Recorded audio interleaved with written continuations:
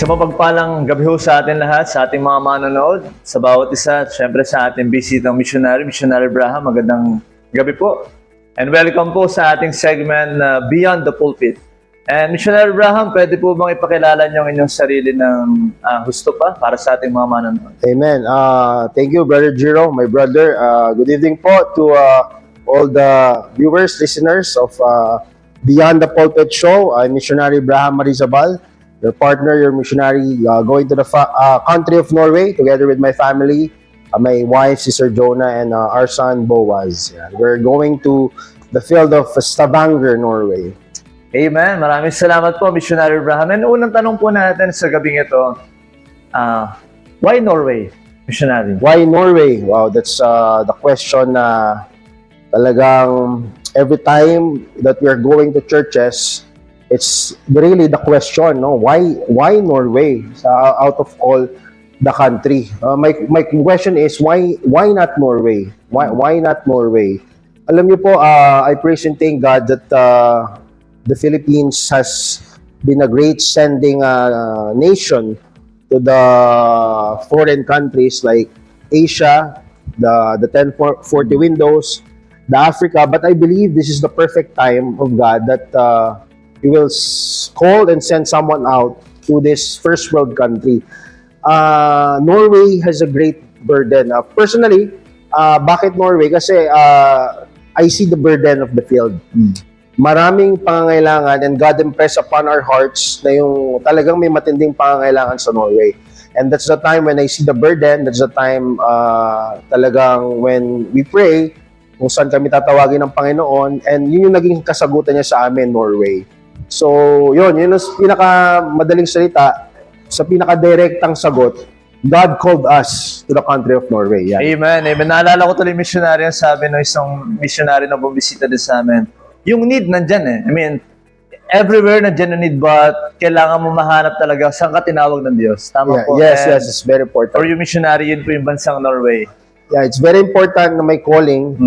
As you have said nga, Brother Jiro, is the burden is everywhere. But the calling is something na you will confirm it with the Word of God, you will confirm it with the church.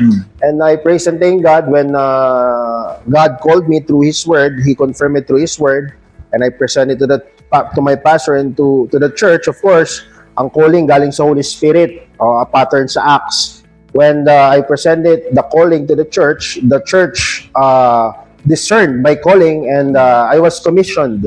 We were commissioned with my family to be the first foreign missionary of our church. Yan. And if I'm not mistaken, missionary, kailan po kayo na-deputize po? Para to better appreciate, I surrendered my life to become a missionary 2022 without the specific calling sa geographical. And then we served the Lord here locally, and then God called us to become the foreign missionary to Norway October 2023. I was commissioned February 2024. I started deputation February 2024 also. February 11, 2024. Amen. So, for almost 3 years po. So deputation almost February, March, April, May, June, July. 1 year and 5 months. 1 year and 5 months. Sa inyong deputation journey, Missionary Braham, ano po yung masasabi nyo ng mga unexpected blessings, maybe trials or problems na kinaharap nyo po during inyong Well, that's a good question. Oo, that's a very good question. Kasi deputation is really like a sanctification process. Talagang you will be, yung ginagawa mo dati sa church, may iba na ngayon kasi you will really set apart to do the job of an evangelist. So, regarding your question, mga unexpected blessing, wow, countless blessing ng Panginoon. Very countless. Una, siguro, yung to minister to different kinds of people, to see how God works in different churches, to see how God works in big churches, kung bakit nandun na sila ngayon, at ano yung simula nila, and to see na makapunta ka sa mga small churches and minister there. Yun yung mga unexpected blessing. Another unexpected blessing is, of course, yung paggamit ng Panginoon kay Boaz. Boaz has been a great blessing to so many churches. May, ano nga to be honest, siguro most of our supporters, natutuwa dahil kay Boaz Kumbaga parang, of course, biyaya ng Panginoon, may may passion sa pag-awit. And talagang na-train siya ng nanay niya to sing. Si Sir Jonah, si nanay, she really trained Boaz to sing very well. So, yun yung mga unexpected blessing na hindi namin nakita, na Boaz will be a great blessing to so many churches. And mga unexpected blessing, we build friendships, unexpected friendships, connections. Yun yung siguro yung mga unexpected blessing na kita namin. When it comes to problems naman and trials regarding deputation, marami din. Of course, traveling is not easy. Nakakapagod magbiyahe. And for us to get out of our comfort zone para magbiyahe together with the family.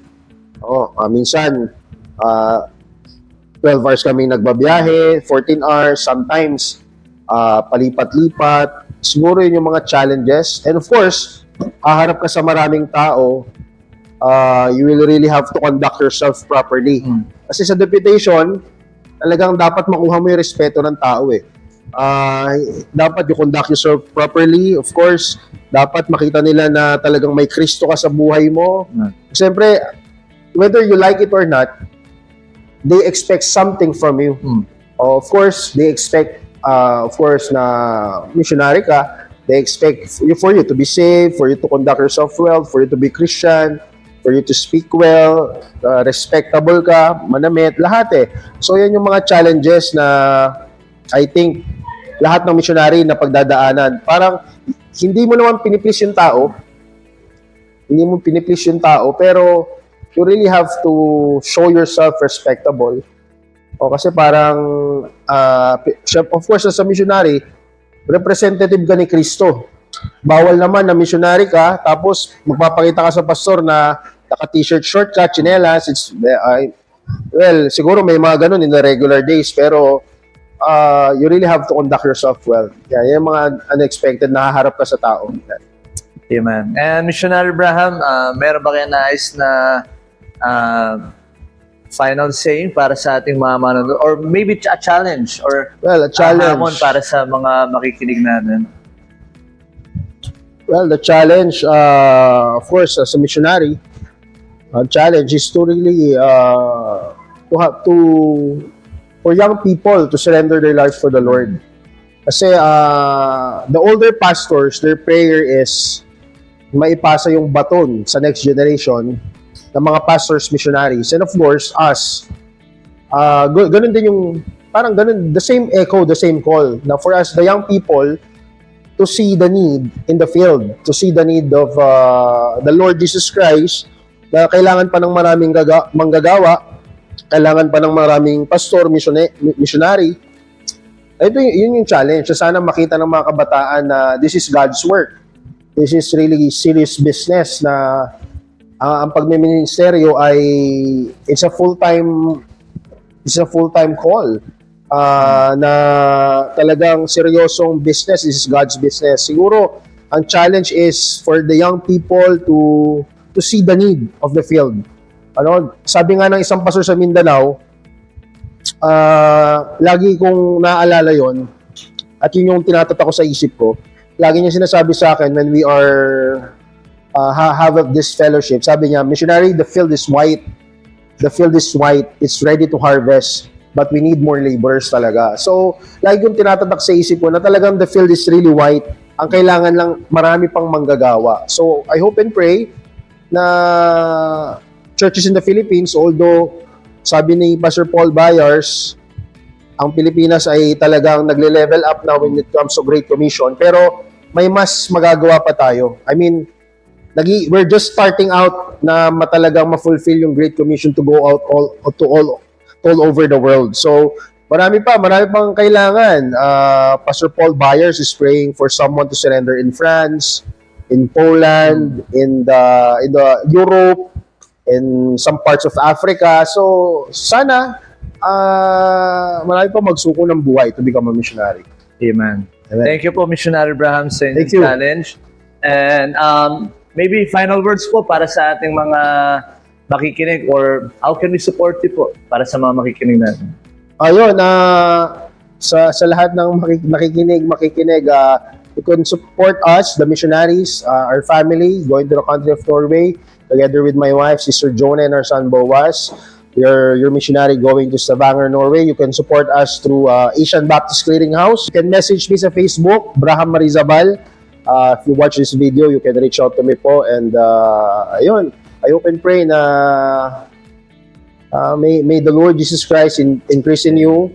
Talagang makita mo yung puso ng Panginoon para yung puso niya, pag nakita mo, mag-surrender ka ng buhay sa Kanya. Amen. Yun lang po. Maraming salamat. Amen. It's been a blessing and it's been an honor, Missionary Abraham. Maraming salamat muli sa Thank you, Brother pagpapaunak Jerome, po my sa brother. aming invitation. And para po sa ating mga manonood, another blessing, another segment po, another episode ng ating segment ng Beyond the Pulpit. And good night.